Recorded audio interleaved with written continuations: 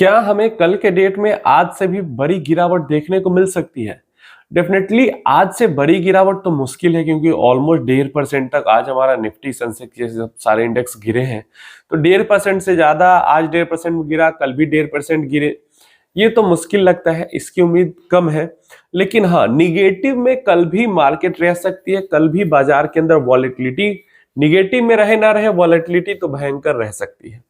Reasons इसके proper देता हूं, मतलब बहुत सारे रीजंस में से सबसे पहला रीजन यही है कि कल है फ्राइडे, कल है शुक्रवार, और शुक्रवार के बाद है शनिवार, रविवार, 2 दिन है मार्केट की छुट्टी। ठीक है, 2 दिन मार्केट की छुट्टी है। तो आप खुद सोचो कि अगर आप हो एक ट्रेडर या फिर आप मान लो इंस्टीट्यूशन ही हो, और अगर आपको कल के डेट में पता है कि वीकेंड को कुछ भी हो सकता है और फ्राइडे है, 2 दिन मार्केट बंद रहेगी, हो सकता है मंडे को बहुत ज्यादा गैप डाउन खुल जाए मार्केट, तो ये सब अनसर्टेनिटी अभी बनी हुई है। तो आपने अगर बहुत बड़ी पोजीशन बना के रखी हुई है, आप उसको हटा के जाना चाहोगे या उस पोजीशन को साथ लेकर जाना चाहोगे? ऑब्वियस सी बात है, बहुत सारे ज्यादातर लोग जो है, जो कि नॉर्मल है बट कैपिटल है उनके पास, वो पोजीशन कम करने की कोशिश जरूर करेंगे। क्यों? साफ साफ ऑफिशियल सोर्सेज को कोट करके जब न्यूज़ेस आ रही हैं कि वीकेंड पे वार हो सकता है, तो जब वीकेंड पे वार हो सकता है तो ग्लोबली स्टॉक मार्केट पे उसका बुरा वॉलेटिलिटी, बुरा असर तो आएगा। नहीं हो तो बहुत बढ़िया है, नहीं हो तो बहुत बढ़िया है, लेकिन अगर हो गया तब तो पूरा का पूरा कैपिटल ट्रेडर्स का वाइप आउट हो जाएगा ना। तो इस कारण से हो सकता है कि कल ट्रेडर्स बहुत एक्टिव हो और उनके कारण वोलेटिलिटी हो, वो अपनी पोजीशंस कट करें और मार्केट के अंदर हमें काफी वोलेटिलिटी दिखे। नॉर्मली भी हम देखते हैं पिछले साल पूरा 2025 यही हाल रहा है, इधर भी वही चल रहा है। फ्राइडे को मार्केट बुरी ही रहती है, और अभी तो प्रॉपर कारण है, क्योंकि अमेरिका की तरफ से ऐसी अपडेट्स आ रही हैं कि हो सकता है वीकेंड पे वार, तो अभी तो प्रॉपर कारण है। और वैसे भी फ्राइडे को मार्केट खराब रहता है हमेशा, इंडियन मार्केट्स का तो यही हाल हुआ पड़ा है। तो ये चीज है, पहला रीजन तो ये बड़ा हो जाता है कि ईरान और यूएस के चक्कर में कल हो सकता है काम, आज हुआ कल और बड़ा होगा। एक चीज मुझे समझ में नहीं आती, साउथ कोरिया का तो समझ में नहीं आ रहा क्या हाल है भाई। आज के डेट में भी 3% साउथ कोरिया का इंडेक्स अप था, अब सालों साल से अब, लेकिन फिर भी इतना रिटर्न देने के बाद भी अगर आप साउथ कोरिया कॉस्पी इंडेक्स का देखते हो, आप 5 साल का रिटर्न, तो आपको ऑलमोस्ट फ्लैट ही इंडेक्स दिखता है। अब सालों सालों से रिटर्न नहीं बना है, लेकिन पिछले 1 साल से बढ़िया रिटर्न उधर बन रहा है। चलिए कोई बात नहीं, एक कारण मैंने आपको बताया बड़ा।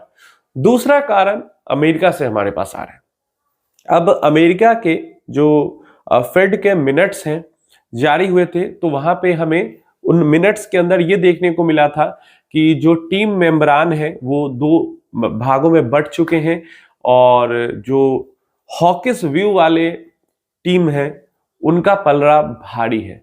मतलब रेट कट की उम्मीद जो है पहले से ही अमेरिका में जो फेडरल रिजर्व है वहां की, वो रेट कट करेगी, इसकी उम्मीद पहले से ही कम है। क्लियर है, पहले से ही कम है। तो ये बुरी बात स्टॉक मार्केट के लिए है ही। ऊपर से कल के डेट में अमेरिका का जीडीपी का डेटा आएगा, और अगर जीडीपी का डेटा ऐसा आए जिससे कि फेड के पास एक और रीजन चला जाए कि चलो जीडीपी का तो अच्छा डेटा आ रहा है, रेट कट करने की क्या जरूरत है, तो क्या होगा? इसका निगेटिव इफेक्ट आएगा मार्केट पे। अगर अच्छी ग्रोथ आती है जीडीपी की तब तो बढ़िया है, अमेरिकन मार्केट्स के लिए वो पॉजिटिव रहेगा। लेकिन अगर ओके ओके टाइप का जीडीपी आया, ऐसा कि मार्केट का भी सेंटिमेंट बूस्ट नहीं हुआ जीडीपी के कारण, और लेकिन फेडरल रिजर्व के पास एक कारण मिल गया कि नहीं ठीक है जीडीपी अच्छी चल रही है तो हम रेट कट नहीं करेंगे, तो ये मार्केट के लिए बुरा जरूर हो जाएगा। और सिर्फ अमेरिकन मार्केट्स के लिए नहीं, हमारे मार्केट्स के लिए भी बुरा हो जाएगा। हम हैं इमर्जिंग मार्केट। अब बहुत सारे लोग यही चीज से परेशान रहते, भाई अमेरिका को कुछ होगा, जापान को कुछ होगा, तो हमारे भारत पे क्या असर होगा? बहुत असर होगा। फॉरेन इन्वेस्टर्स सेलिंग कर रहे हैं, हमारे मार्केट पे असर हो रहा है कि नहीं हो रहा? एफआईआईज की सेलिंग के कारण परेशान है भारत 1.5-2 साल से।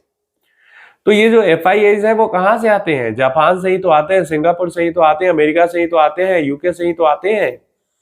तो अगर अमेरिका के अंदर ही ग्रोथ अच्छी दिखे, रिटर्न अच्छा मिले, बॉन्ड यील्ड, बॉन्ड पे रिटर्न अच्छा मिले, मतलब अगर अमेरिका में ही अच्छा अच्छा हो जाए तो एक इमर्जिंग मार्केट के अंदर रिस्क लेने क्यों आएगा अमेरिकन इन्वेस्टर?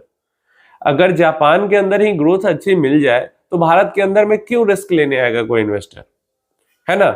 और अगर अमेरिका में अच्छा रिटर्न मिलेगा तो जापान का इन्वेस्टर भी अमेरिका के अंदर इन्वेस्ट करेगा, क्योंकि वो डेवलप्ड है, वहां पे सेफ्टी ज्यादा है, रिस्क कम है।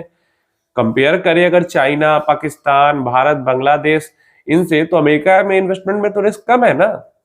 तो एफआईआईज का पैसा इमर्जिंग मार्केट में आए, इसलिए उनके अपने कंट्री के हालात उतने अच्छे नहीं होने चाहिए। अगर अपने कंट्री की ग्रोथ, मतलब हालात कहने का मतलब ग्रोथ, रिटर्न्स की बात कर रहे हैं, वो अगर उतनी अच्छी नहीं होगी, वहां पे उनको रिटर्न्स कम मिलेंगे, तभी तो वो आएंगे।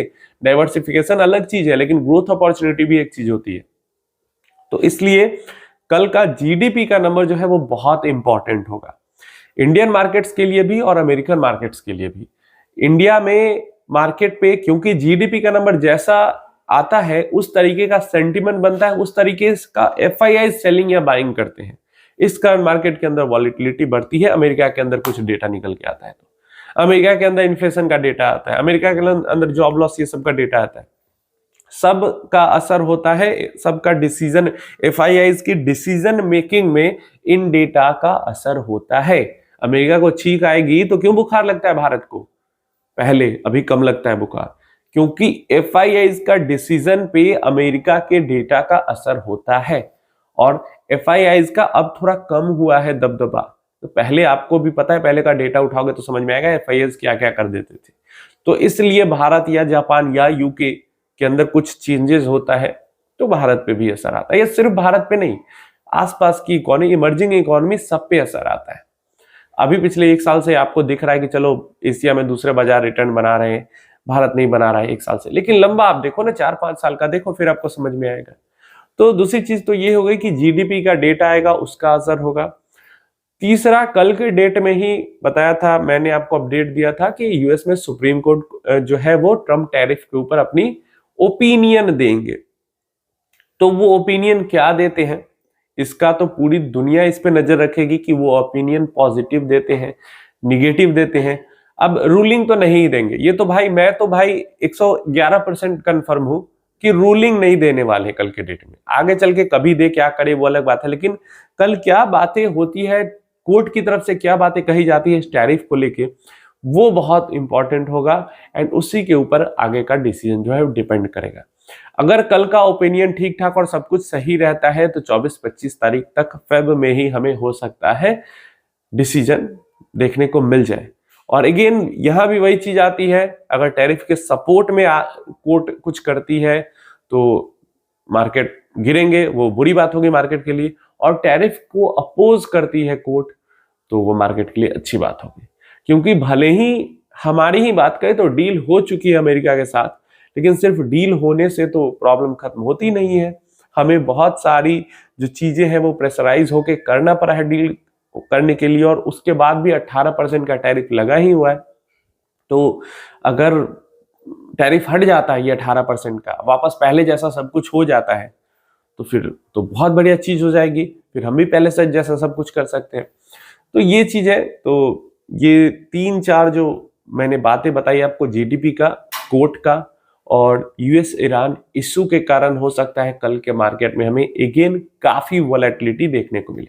अभी के टाइम पे अगर हम देखते हैं तो गिफ्ट निफ्टी उतना कुछ ना कुछ ज्यादा पॉजिटिव में है, ना कुछ ज्यादा निगेटिव में है, लेकिन कल तक समझ में आएगा। आज यूएस मार्केट कैसा परफॉर्म करता है इसके ऊपर भी कल का जो भारतीय बाजार है वो डिपेंड करेगा।